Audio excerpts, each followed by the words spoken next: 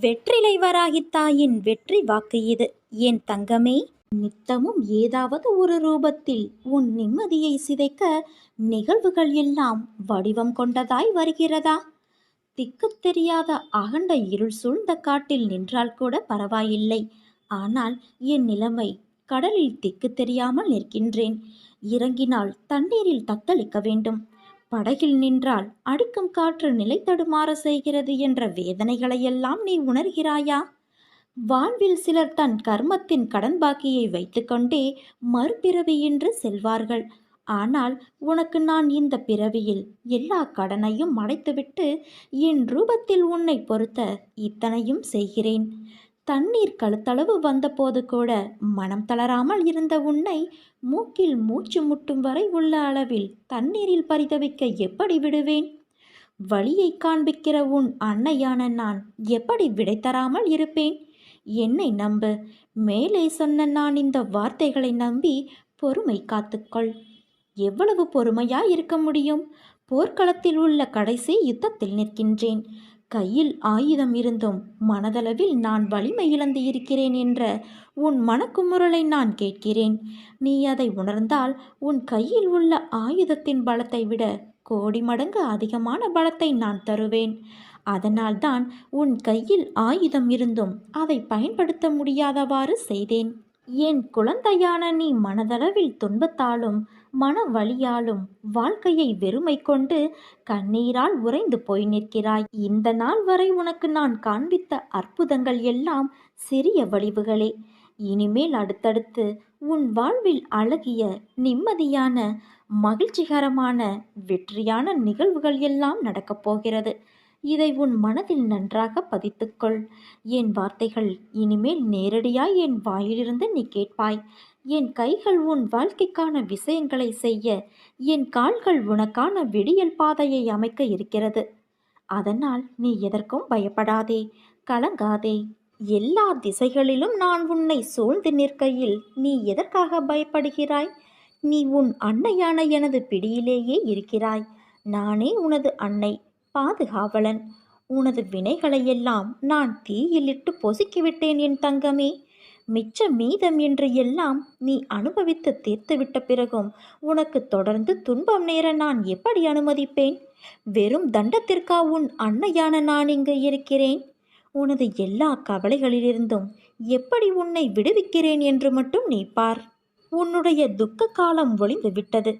உற்சாகத்தோடு சுற்றி வா. இன்னும் சற்று நாட்களில் நீ பெரும் குதூகலத்தில் துள்ளி குதிக்கப் போகிறாய். நீ படும் துயரமும் அனுபவிக்கின்ற மன இறுக்கமும் அழுகின்ற அழுகையும் என்னை பாடாய்படுத்தியது. இனி உன்னை நான் அதிகமாக நேசிக்கப் போகிறேன். இதுவரை உனக்கு நடந்த கெடுபலன்களை மாற்றி அமைக்கப் போகிறேன். நீ நம்பிக்கையோடு இரு, நல்லதே நடக்கும். நீண்ட நாட்களாக தீராத ஒரு பிரச்சனையை நான் தீர்த்து வைக்கப் போகிறேன். உன் வாழ்வை கலங்கடித்த அந்த பிரச்சனைக்கு முடிவு என்னிடம் இருந்தே உனக்கு கிடைக்கப் போகிறது. இந்த முறை நீ என் சந்நிதிக்கு வரும்போது நீ விரும்பிய வரத்தை நான் உனக்கு அளிக்கப் போகிறேன். அந்த பிரச்சனைகளை என் நாமத்தை சொல்லிக்கொண்டே சமாளித்து முடித்து விட்டாய். அந்த வினைகளை நேர்மறையாக நீ கடக்க முயற்சி செய்ததன் விளைவாக அந்த பிரச்சனை சம்பந்தமாக நீ வேண்டிய வரத்தை நான் உனக்கு வழங்கப் போகிறேன். ஒருவன் என் நாமத்தை அன்போடு உச்சரிப்பானாகில் நான் அவனுடைய ஆசைகளை பூர்த்தி செய்து அவனுடைய பக்தியை அதிகப்படுத்துவேன்.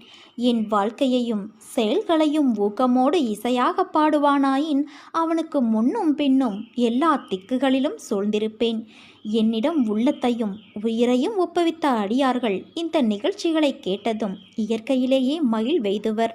எவன் என்னிடம் பூரண சரணாகதி அடைகிறானோ, எவன் என்னை விசுவாசத்தோடு வணங்குகிறானோ, எவன் என்னை நினைவில் இருத்தி நிரந்தரமாக தியானம் புரிகிறானோ அவனை விடுவிப்பது என் சிறப்பு இயல்பாகும். என் நாமத்தை உச்சரிப்பவர், என்னை வணங்குபவர், என் நிகழ்ச்சிகளையும் வாழ்க்கையை பற்றியும் எண்ணி என்னை நினைவில் இருத்தி இருப்பவர்கள் எங்கெனம் உலகப் பொருட்கள், உணர்ச்சிகள் இவைகளில் கவனமுள்ளவர்களாக இருக்க முடியும்? அவர்களை சாவின் வாயிலிருந்தும் நான் வெளியே இழுத்து விடுவேன். என் கதைகள் கேட்கப்பட்டால் எல்லா நோய்களும் விலகும். என் கதைகளை மரியாதையோடு கேட்டு அவற்றை எண்ணி தியானம் செய்து கிரகித்துக்கொள். இதுவே மகிழ்ச்சிக்கும் திருப்திக்குமான மார்க்கமாகும். நேர்மையாகவும் உள்ளபூர்வமாகவும் உன் லட்சியத்தை அடைய செயல்படும்போது நீ எதிர்பார்த்தது கிடைக்கவில்லை என்றால் துவண்டு போகாதே. எதிர்த்து நம்பிக்கையோடு போராடு. ஆசை, இன்பம், துன்பம், துயரம் இதற்கு முடிவு கிடையாது. இதையெல்லாம் தாண்டி வந்தால்தான் நீ விரும்பும் லட்சியத்தை உன்னால் அடைய முடியும். அனைத்தையும் சகித்து கொண்டு கடந்து வா. கவலை எதற்காக? எதற்காக இந்த பயம்? உன்னோடு நான் இருக்கிறேன். கஷ்டம் என்பது எல்லோருக்கும் வருவது. அதன் பிடியிலிருந்து யாரும் தப்புவது இல்லை. இதை நீ தெரிந்தும் உணராமல் இருக்கிறாயே. மற்றவர்களுக்கு ஒரு கஷ்டம் என்றால் முன்னால் ஓடிப்போய் ஆறுதல் சொல்வாய். இப்போது உனக்கு கஷ்டம் வந்ததும் ஆற்றாமல் ஏதேதோ நினைத்து கொண்டு வாழ்வில் பிடிப்பில்லாமல் இருக்கின்றாய். பிறந்தது முதல் தொல்லைகளோடும் கஷ்டங்களோடும் வாழ்கின்றேன், என்னை மீட்க யாரும் இல்லையே என புலம்புகிறது உன் மனம். நீ பிரச்சனைகள் தடங்கல்கள் என்னும் கடலில் கழுத்து வரை மூழ்கி இருக்கலாம். துக்கமும் வேதனையுமாய் படுகுழியில் ஆழமாய் அமிழ்ந்து போயிருக்கலாம். ஆனால் வருத்தப்படாதே. பொறுமையை கடைப்பிடி. கவலையை விட்டொழி. அமைதியாக இரு. உன் துக்க நாட்கள் முடிந்து போய்விட்டது. நீ விரைவில் அனைத்து இன்பங்களையும் பெறுவாய் குழந்தையே. உன் வேண்டுதல்கள் கேட்கப்பட்டது. அது நிறைவேறியே தீரும். உன்னுடைய துயர் துடைக்க உன்னை தேடி நீ இருக்கும் திசையை நோக்கி நான் ஓடி வந்திருக்கின்றேன். நான் விரும்பாமல் எவரும் என்னை தேடி வர முடியாது. இழந்ததையெல்லாம் உனக்கு மீட்டு மீண்டும் தருவேன் குழந்தையே. உன் செயல்கள் நல்லதாகவும் உனது நடத்தை சரியாகவும் இருந்தால் உன் அனைத்து விஷயங்களையும் நானே உடனிருந்து கவனித்துக் கொள்வேன். இந்த உலகம் இன்னும் உன்னைப் போல மாறவில்லையே என்று நான் அடிக்கடி நினைத்து கொள்கிறேன். எத்தனை கவலைகளையும் கஷ்டங்களையும் நீ தைரியமாக சந்தித்து அனைத்திலும் வெற்றி பெற்று வெற்றி கிடைக்காதவற்றில் இதில் எனக்கு விருப்பமில்லை என்று ஒதுக்கி தள்ளி நீ நடந்து வந்த பாதையை நான் திரும்பி பார்க்கிறேன். பெருமையாகவும் பெருமிதமாகவும் இருக்கிறது. நான் என்றும் எதற்கும் உனக்கு கஷ்டங்களை தந்திர நினைத்தது கிடையாது. அனுபவங்களை தரவே நினைப்பேன். உனக்கு முடியாத போது கை நீட்டி நானே இழுத்துக்கொள்வேன். நீ எவ்வளவோ சோதனைகளை கடந்து விட்டாய். உன் கண்ணீர் துக்கமெல்லாம் முடிந்துவிட்டது. இந்த மகிழ்ச்சியின் படிகளில் நீ தடம் பதிக்க ஆரம்பித்து இருக்கிறாய் குழந்தையே. நான் உன் கரங்களை பிடித்துள்ளேன். தைரியமாக நம்பிக்கையோடு நட. வெற்றி உனது.